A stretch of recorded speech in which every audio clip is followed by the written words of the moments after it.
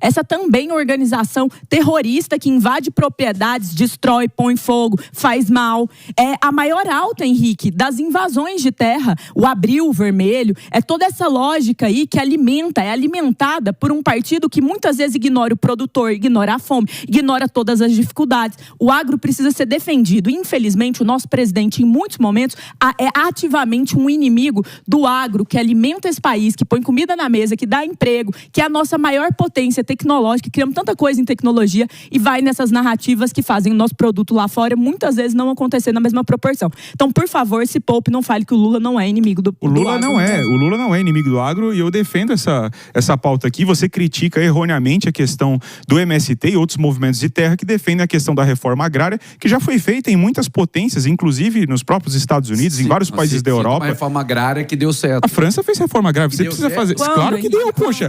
Há necessidade de você fazer. Nós temos inúmeros latifúndios no Brasil que não são produtivos. Falar que a reforma vamos voltar. E haveria necessidade desses latifúndios serem produtivos. Ô Henrique, a França tem um sério problema. Deveria. Tá, mas a França tem uma economia agrária forte. Aqui no Brasil, nós temos a questão da reforma agrária é uma necessidade, que nós temos terras improdutivas que precisam passar a ser produtivas justamente pela questão da Dias traz, de a necessidade de produção. O Brasil se vangloriar de ser o celeiro do mundo há 500 anos praticamente. A gente sempre foi o celeiro do mundo. E se manter sendo o celeiro do mundo é um absurdo. O Brasil precisa deixar, em algum momento, vai precisar deixar de ser o celeiro do mundo e começar a investir em produtos que não sejam os produtos primários. Eu não tenho vergonha de ser celeiro do mundo, porque o agronegócio precisa comer. Sim, mas o agronegócio faz a maior parte dos produtos vendendo produtos para fora. Inclusive, a nossa relevância internacional se dá muito O agro é tão beneficiado aqui no Brasil. O agro não é. O agro é inumeramente beneficiado aqui. O agronegócio tem juros subsidiados, o agronegócio se beneficia da Lei Candir, lá dos anos 90, que faz com que a gente possa vender produtos primários para fora do Brasil sem pagar imposto, e aqui dentro é pago imposto. Mas você não sabe o que é Não, mas precisa ter um investimento.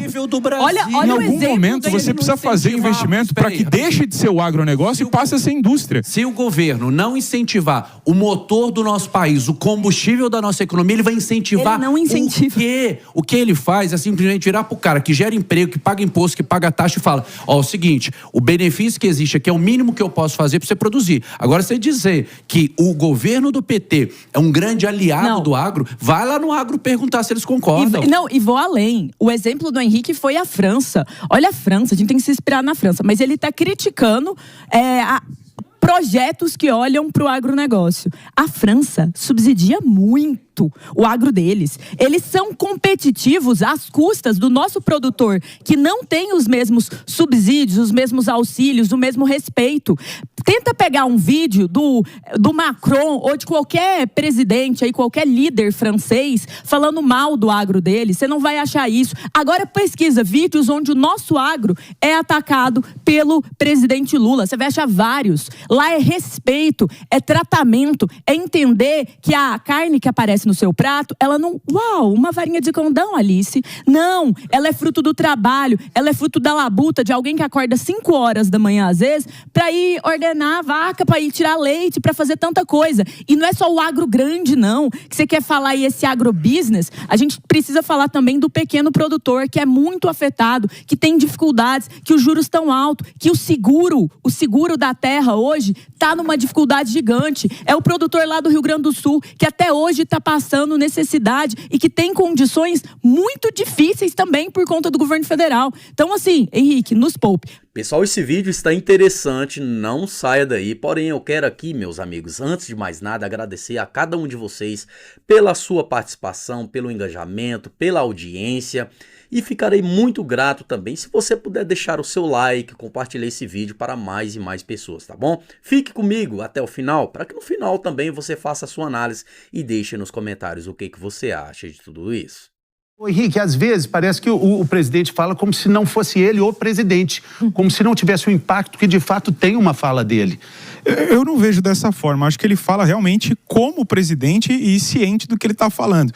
As falas dele, no geral, defendem bastante a questão da soberania nacional, defendem bastante a questão do Brasil, e acho, inclusive, que não é uma exclusividade porque foi os Estados Unidos que tiraram o nosso integrante da Polícia Federal de lá. Se fosse qualquer outro país, a fala do Lula deveria ser a mesma. Se for foi algo por alguma picuinha, se foi algo por alguma rusga com a gente e sem alguma razão clara desse envio desse policial federal de volta para cá, deve haver reciprocidade sim. Acho que o presidente está corretíssimo. Podia ser China, podia ser Irã, podia ser Angola, não interessa qual foi o país. Se foi algo não correto, vamos dizer assim, dessa expulsão, aqui no Brasil a gente deveria adotar a reciprocidade, ponto final. Eu admiro bastante o comprometimento do Henrique em defender esses erros crassos do presidente Lula. Mais uma vez, disse ontem e repito, a fala antecipada do presidente sem se munir das informações, criando rusgas com o governo dos Estados Unidos, é um erro diplomático crasso, triste e ruim para o nosso país. Para além disso, Matheus Bentoca, a Embaixada dos Estados Unidos, faz um excepcional trabalho no Brasil com várias iniciativas que ajudam o país, que levam o inglês como uma língua de maior acesso hoje global. Então, tem muita coisa bacana que está sendo feita e ignorado. E aqui fica o questionamento, né? O que é a grande questão que está por trás disso tudo? Até a matéria da revista Veja, recente, mostrou que a troca, já havia uma solicitação da troca ali do delegado por uma outra delegada, a delegada Tatiana, que é a substituta dele. E aí, o que acontece? A portaria que faz isso no Diário Oficial, segundo a matéria da revista Veja, no seu artigo 3º, coloca que a substituição entra em vigor na data da publicação, ou seja, no dia 20 de março de 2026. No entanto, isso não aconteceu, ele permaneceu lá e o que tudo está indicando, a grande questão para os Estados Unidos é o aparelhamento da função que ele tinha em relação ao ICE, e olha que ironia, aqui talvez até estava desregulado a situação dele, segundo essa portaria, o Diário Oficial aqui, e mais do que isso, ele teria utilizado a posição que ele tem por uma questão política de extradição ou até mesmo de quem era ramagem, ou seja, uma interferência de um agente de segurança do Brasil, possivelmente dentro das forças de segurança e da lógica dos Estados Unidos. Então, a minha pergunta para o presidente Lula é a seguinte: no caso de erro da Polícia Federal no território dos Estados Unidos, também haverá um pedido de desculpa, haverá uma punição?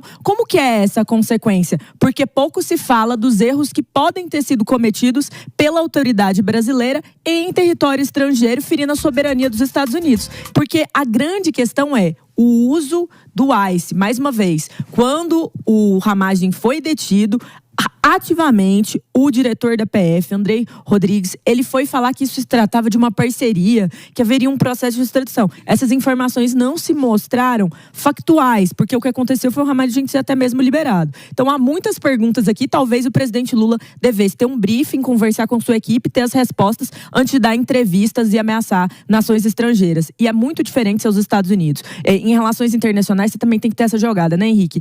É o país mais poderoso do mundo, as relações comerciais contam, tem muita coisa na conta pra você falar, trate todos iguais. Se você quiser tratar a lógica internacional da Eritreia igual a dos Estados Unidos, você, meu amigo, nunca esteja no Itamaraty.